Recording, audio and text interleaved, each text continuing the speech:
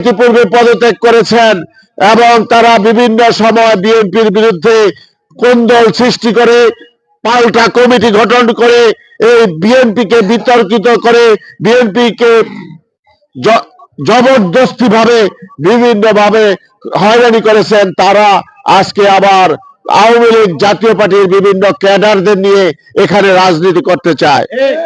আমি আমার বক্তব্যের শুরুতে আমাদের বন্দর থানা বিএনপির সাধারণ সম্পাদক নাজমুল হক রানার যে মিথ্যা মামলায় তাকে জেলে রাখা হয়েছে সেই নাজমুল হক রানার মুক্তি দাবি করছি। সংগ্রামী সাথী ও বন্ধুরা, আপনারা জানেন যে বাংলাদেশ আজকে যে একটি অবস্থায় উপনীত হয়েছে সেই অবস্থায় পতিত করার জন্য দায়ীকে, এই অবস্থার জন্য দায়ী স্বৈরাচারী ফ্যাসিস্ট শেখ হাসিনা। গত 2009 সালের 5 জানুয়ারি বাংলাদেশের ক্ষমতায় এসে এই বাংলাদেশের সর্বপ্রথমে উনি বাংলাদেশের মানুষের ভোটের অধিকার হরণ করেছে। বাংলাদেশের মানুষকে 3টি জাতীয় নির্বাচনে ভোট কেন্দ্রে যেতে দেয় নাই। বাংলাদেশে প্রত্যেকটি ইউনিয়ন পরিষদ থেকে শুরু করে স্থানীয় সরকারগুলিতে তাদের দলীয় নেতা কর্মীদের নির্বাচন বিহীন ভাবে একতরফা নির্বাচন করে তারা সেখানে নির্বাচিত করেছে। আপনারা নারায়ণগঞ্জে দেখেছেন যে নারায়ণগঞ্জের কি অবস্থা, যেখানে অন্য কোন দলের প্রার্থী সেখানে দাঁড়াতেই পারেনি। তাদেরকে ওই নির্বাচনের পূর্বে তাদের শত শত নেতা কর্মীদেরকে মামলা দিয়ে জেলে ঢুকানো হয়েছে। নারায়ণগঞ্জের লক্ষ নেতা কর্মীকে মামলা দেওয়া হয়েছে, হাজার হাজার নেতা কর্মীকে জেলে পোড়া হয়েছে। এই অবস্থার সৃষ্টি করে একটা ভীতিকর অবস্থা সৃষ্টি করা হয়েছিল এই বাংলাদেশে, বিশেষ করে নারায়ণগঞ্জে ওই ওসমান পরিবার, সেই সেলিম ওসমান, শামীম ওসমান এবং তাদের দোসররা এই নারায়ণগঞ্জ নয় শুধু এই বন্দরে এমন একটি রাজত্ব কায়েম করেছিল। সেই রাজত্বের কারণে এই দেশের মানুষ, এই বন্দরের মানুষ এই পরিবারের বিরুদ্ধে এবং তাদের দূরদর্শীদের বিরুদ্ধে মাথা তুলে দাঁড়াতে পারে না, তাদের বিরুদ্ধে কথা বলতে পারে নাই। আপনারা দেখেছেন তারা দুর্নীতি করে, স্বজনপ্রীতি করে তারা এই নারায়ণগঞ্জে তারা কোটি কোটি হাজার কোটি টাকার মালিক হয়েছে। তারা চাঁদাবাজি, টেন্ডারবাজি এবং মানুষের সম্পদ লুটপাট করেছে এবং মানুষকে যেভাবে অন্যায় অত্যাচার করেছে সেটা বলে ভাষায় প্রকাশ করার মতো নয়। আপনারা জানেন যে আজকে যে তাদের দোসররা, সেই দোসররা এই সেলিম ওসমান, শামীম ওসমানদেরকে পৃষ্ঠপোষকতা করেছে, তাদের পিছনে ঘুরেছে। তাদের একটি গ্রুপ, তারা গত 15 বছর বিএনপি পরিচয় দিয়েছে, অথচ তারা ওই সেলিম ওসমান, শামীম ওসমানের দালালি করেছে, ন্যায্য ভিত্তি করে তারা বিভিন্ন অর্থের মালিক হয়েছে, বিভিন্ন পদে নির্বাচিত হয়েছে। সে কোন বিএনপির নেতা অন্য কোথাও কিন্তু নির্বাচিত হতে পারে নাই, কিন্তু এখানে কেন? তাদের দালালি করে পা চেটে তারা নেতা হয়েছে।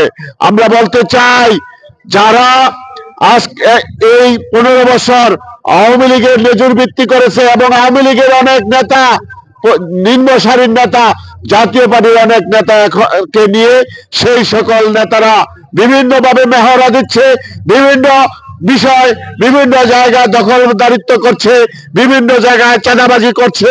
সেই অবস্থা সৃষ্টি করে জনগণের মধ্যে বিএনপিকে প্রশ্নবিদ্ধ করতে চায়। আমরা বলতে চাই, বিএনপিতে কোনো চাঁদাবাজের স্থান নাই, বিএনপিতে কোন দখলবাজের স্থান নাই, কোন আওয়ামী জাতীয় পার্টির কারোর স্থান নাই। আপনারা জানেন বিএনপির কেন্দ্রীয় কমিটির থেকে ঘোষণা করা হয়েছে, তারেক রহমান ঘোষণা করেছে যে আপাতত অন্য কোন দলের কোন নেতা কর্মীকে বিএনপিতে যোগদানের কোন সুযোগ নাই। আমরা বলতে চাই, আমাদের কোন নেতা যারা ইতিপূর্বে পদত্যাগ করেছেন এবং তারা বিভিন্ন সময় বিএনপির বিরুদ্ধে কোন্দল সৃষ্টি করে পাল্টা কমিটি গঠন করে এই বিএনপিকে বিতর্কিত করে বিএনপিকে জবরদস্তি ভাবে বিভিন্ন ভাবে হয়রানি করেছেন, তারা আজকে আবার আওয়ামী লীগ জাতীয় পার্টির বিভিন্ন ক্যাডারদের নিয়ে এখানে রাজনীতি করতে চায়। আমরা বলতে চাই, ক্যাডারের রাজনীতি বাংলাদেশে হবে না। ক্যাডারের রাজনীতির জন্য 5ই আগস্ট সৃষ্টি হয়নি, 2000 ছাত্র জনতা রক্ত দেয়নি, 30,000 ছাত্র জনতা আহত হয়নি। এই দেশে স্বাধীন এই দেশ এই বিপ্লব হয়েছে এই দেশের মানুষের ভোটের অধিকার প্রতিষ্ঠার জন্য। ওই বিপ্লব হয়েছে এদেশের মানুষের ওই চাঁদাবাজ এবং ওই জুলুমকারীদের হাত থেকে রক্ষার জন্য, এদেশের মানুষের ভোটের অধিকার প্রতিষ্ঠার জন্য, এদেশের মানুষ যাতে তাদের ব্যবসা প্রতিষ্ঠানে সঠিক মতো ব্যবসা করতে পারে সেটার জন্য।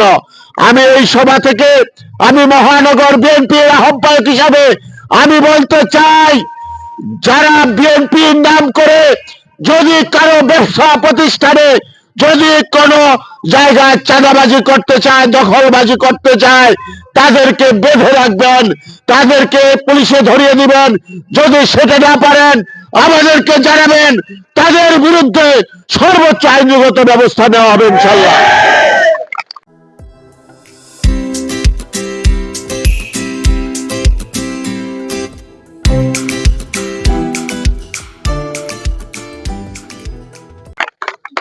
আমরা বলতে চাই যে বিএনপি কোন সময় জনগণের শত্রু নয়, আমরা জনগণের বন্ধু হিসাবে এই দেশকে সুন্দর একটি বাংলাদেশ হিসাবে গড়ে তুলতে চাই।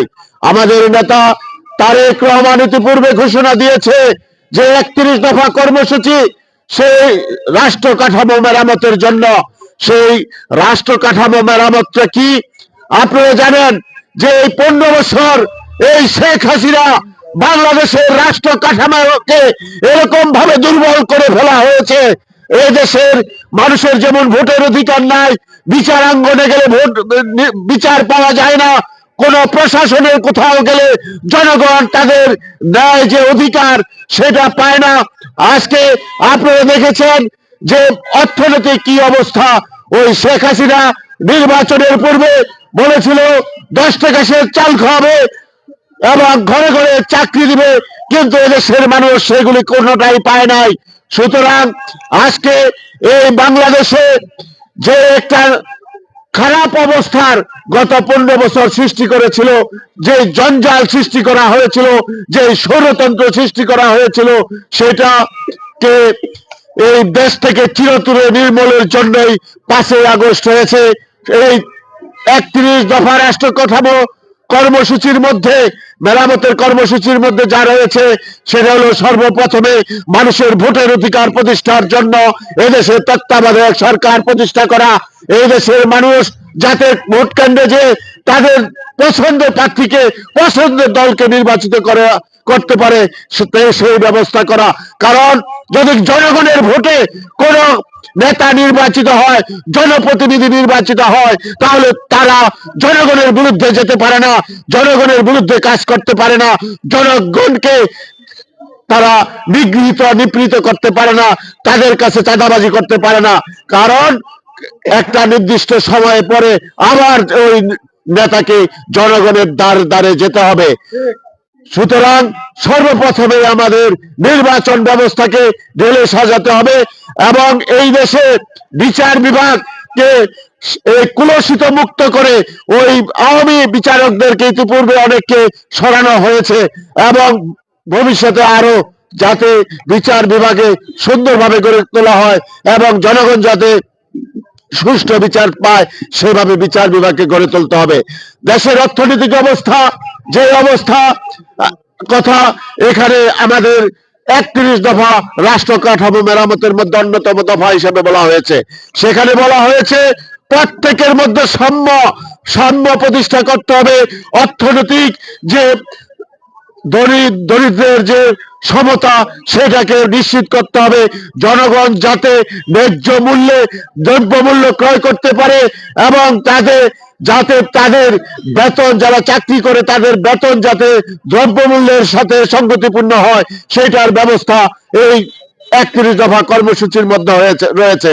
স্বাস্থ্যের কথা বলা হয়েছে, এখানে শ্রমিকদের ন্যায্য মজুরির কথা বলা হয়েছে, এখানে কৃষকের যে শ্রম ব্যয় করে তারা ফসল ফলায় সেটা ন্যায্য মূল্যের কথা বলা হয়েছে। এখানে বলা হয়েছে শ্রমিক যাতে চাকরি পায়, ঘরে ঘরে চাকরি দেওয়া যেমন সম্ভব সেটা করতে হলে এদেশে শিল্পায়নের কথা এখানে বলা হয়েছে। শিল্পায়ন হলে এদেশে সুন্দর ঘরে ঘরে চাকরির ব্যবস্থা হবে। আজকে এখানে বাংলাদেশে আপনারা জানেন এদেশের স্বাধীনতা সার্বভৌমত্বকে সমুন্নত রাখার জন্য আমাদের মধ্যে যাতে বিভেদের সৃষ্টি না হয়, হিন্দু মুসলিম এবং বৌদ্ধ খ্রিস্টান আমাদের মধ্যে যাতে ভ্রাতৃত্ববোধ থাকে, আমরা সবাই বাংলাদেশি, আমাদের কোনো এখানে ধর্ম সংখ্যাগুরু বা সংখ্যালঘু নয়, সবাই আমরা বাংলাদেশি, আমরা সবাই হিন্দু মুসলিম, আমরা ভাই ভাই, আমরা এই বাংলাদেশে হিন্দু মুসলমান এবং সবাই মিলে এই বাংলাদেশের স্বাধীনতা সার্বভৌমত্বকে সমুন্নত রাখবো। এবং আজকে ওই একটি পার্শ্ববর্তী বড় রাষ্ট্র তারা এই দেশে দাদাগিরি ফলাতে চায়।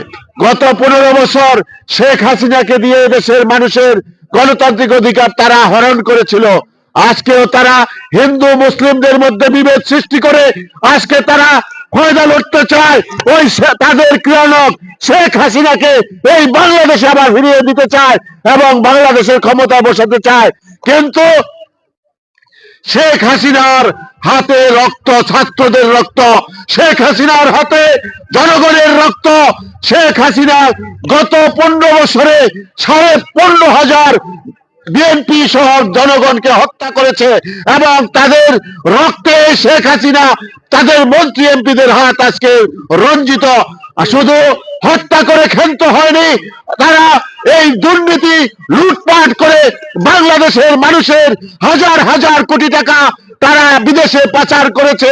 বিদেশে তারা বেগম পাড়া তৈরি করে তাদের বেগমদেরকে সেখানে পাঠিয়ে দিয়েছে। আজকে সেই জনগণের টাকা বিদেশ থেকে বাংলাদেশে ফিরত আনার প্রক্রিয়া শুরু হয়েছে। আশা করি তাদের সকল টাকা এই বাংলাদেশে ফিরে আসবে ইনশাল্লাহ। আমরা বলতে চাই, আমরা চাই এই বাংলাদেশের মানুষ আর তাদের মধ্যে যে ভোটের প্রতি যে স্পৃহা এবং তারা যে স্বাধীন চেতা মানুষ, সেই স্বাধীন চেতা মানুষদেরকে আগামী দিনে ভোটের অধিকার ফিরিয়ে দিয়ে এদেশে এরকম একটি সমাজ ব্যবস্থা কায়েম করতে হবে যেখানে দরিদ্র হিন্দু মুসলিম সবাই মিলে আমরা এদেশে সমানভাবে বসবাস করতে পারি। আমরা বলতে চাই আমাদের নেতা জনাব তারেক রহমান যে রাষ্ট্র কাঠামো মেরামতের 31 দফা কর্মসূচি দিয়েছে সেটার যে লিফলেট এবং আমরা কিছু বই আপনাদের সামনে উপস্থাপন করেছি। আপনারা এই 31 দফা পড়বেন এবং দেখবেন যে 31 দফার মধ্যে এই বাংলাদেশের মানুষের কথা, এই রাষ্ট্রের স্বাধীনতা সার্বভৌমত্বের কথা, মানবাধিকারের কথা, হিন্দু মুসলিম সম্প্রীতির কথা এবং অর্থনৈতিক মুক্তির কথা, শ্রমিক যুবকদের চাকরির কথা এবং এদেশে একটি গণতান্ত্রিক রাষ্ট্র হিসাবে গড়ে তোলার কথা সহ সকল কথাগুলো এই 31 দফার মধ্যে রয়েছে।